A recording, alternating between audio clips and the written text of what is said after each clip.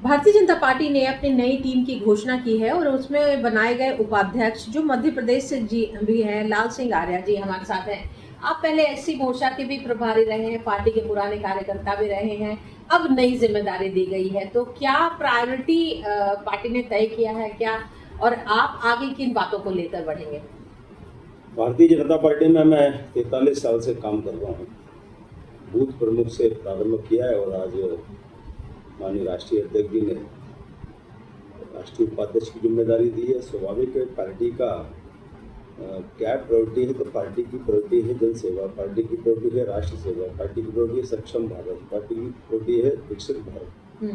तो मुझे लगता है कि माननीय प्रधानमंत्री मोदी जी के नेतृत्व में आदरणीय राष्ट्रीय अध्यक्ष जी ने मुझे जो जिम्मेदारी दी है, सबसे पहले तो मैं राष्ट्रीय नेतृत्व का आभार व्यक्त करता हूँ और उनकी आशा पर खरा उतरूँ, इसका मैं असंभव प्रयास करूँगा। भारतीय जनता पार्टी का जब से जन्म हुआ है तब से लेकर अभी तक राष्ट्र प्रथम ये भावना के साथ हम काम कर रहे हैं। सत्ता पर रहते हैं तो जन सेवा के वो मापदंड तय करें जो भारत के इतिहास में कभी तय नहीं हुए हों। जन कल्याण के वो मापदंड तय करें जो आज तक सत्ताओं ने नहीं किए हों। तो सक्षम भारत, विकसित भारत और ताकतवर भारत बनाने के लिए माननीय मोदी जी जो प्रयास कर रहे हैं उसमें ये पूरी टीम उनका सहयोग करेगी। कहा जा रहा है कि ये जो टीम बनाई गई है, आने वाले जो राज्यों में चुनाव है 2027 में, खासतौर पर उत्तर प्रदेश के चुनाव, पंजाब के चुनाव, लेकिन सबसे मुख्य बात जो कही जा रही है कि 2029 के लिए एक काडर तैयार किया जा रहा है पार्टी की तरफ से, जिनमें युवाओं की बहुतायत है।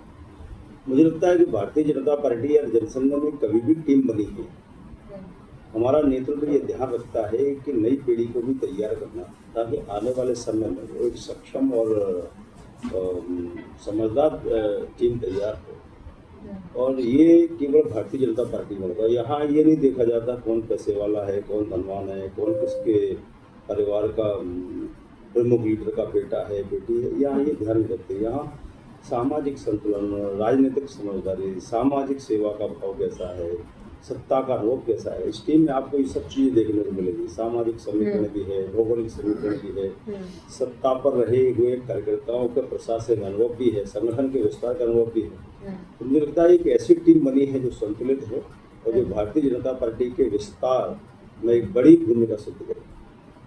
अभी जो नए पदाधिकारी बनाए गए हैं उनकी इंडक्शन बैठक भी 22 अगस्त को बुलाई गई है, अध्यक्ष दी नेतृत्व करेंगे उसके, तो क्या लगता है कि पार्टी वहां से एक प्रारूप तैयार करेगी, आगे किस तरह से पार्टी को आगे बढ़ना है?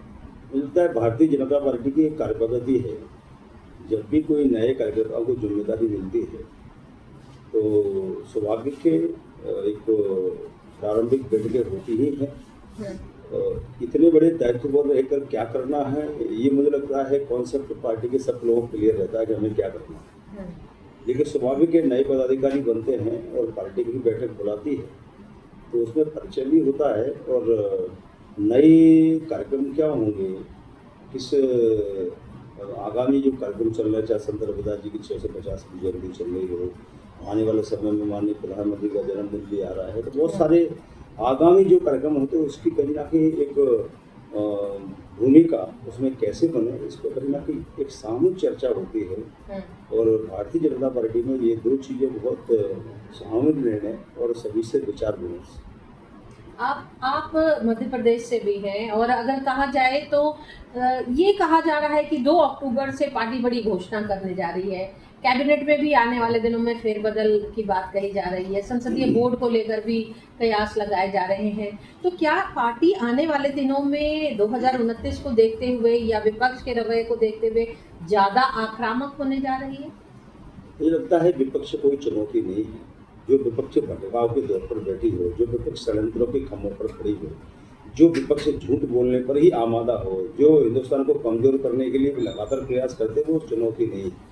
भारतीय जनता पार्टी सफलताएं प्राप्त करके 100% सफलता कैसे हो, किसमें, गरीब कल्याण में, महिलाओं के सशक्तिकरण में, युवाओं के संरक्षण में, नौजवानों के रोजगार देने के लिए, आत्मनिर्भर बनने के लिए, वो नई नई चीज़ें क्या हो सकती है, इस पर पार्टी विचार करती है, इस पर माननीय प्रधानमंत्री विचार करते हैं। कौन बनेगा कौन नहीं बनेगा, कौन रहेगा कौन नहीं रहेगा, मुझे लगता है इसमें जो कुछ तय होता है वो कहीं ना कहीं राष्ट्रीय अध्यक्ष माननीय मुख्यमंत्री जी का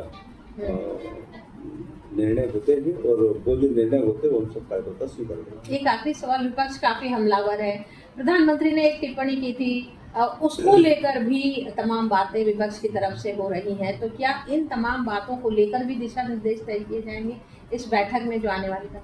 जाकी रही भावना जैसी प्रभु देखी मूरत तिल तैसी। जब उनका नाम लेकर, उनकी पार्टी का नाम लेकर कोई नरेंद्र मोदी जी ने बात नहीं की है तो सबसे पहले उनको ही बुरा इंडी गठबंधन को क्यों लग रहा है? इसका मतलब है कि चोर की दाढ़ी में तिनका है। जो पार्टियां इंडी गठबंधन कभी तिरंगा झंडा जलाने वालों के साथ खड़ी हो जाती हैं, कभी आग लगाने वालों के साथ खड़ी हो जाती हैं, कभी पत्थर फेंकने वालों के साथ खड़ी हो जाती हैं, कभी गाय काटने वालों के साथ खड़ी हो जाती हैं, कभी भारत राम का स्वीकार न करने वालों के साथ खड़ी हो जाती हैं, कभी मुस्लिम लीग जिसने हिंदुस्तान के बंटवारे में अहम भूमिका खड़ी की उसके साथ खड़े हो जाते हैं। ऐसी पार्टी को नाम लेकर नहीं कहा, लेकिन अगर मोदी जी ने कहा है तो मुझे लगता है इन्हीं की ऐसी पार्टियां हैं जिन्होंने नक्सलवाड़ी से लेकर, बंगाल से लेकर और महाराष्ट्र तक ये गलियारा बनाया था नक्सलियों को। किसने बनाया था? ये किनके समय बोडोलैंड खड़ा हुआ? ये नक्सल किसके समय में खड़े हुए? ये उत्तर प्रदेश में डकैतों बागियों का साम्राज्य किसका था? ये घोटालों का साम्राज्य क्या है कि केवल नक्सल ही नहीं बल्कि देश के खिलाफ अगर कोई घोटाले करता है, भ्रष्टाचार करता है, आग लगाने का काम करता है, ये नक्सली दिमाग है। और इसलिए उनका किसी जाति, समाज, पार्टी के लिए कहना नहीं है।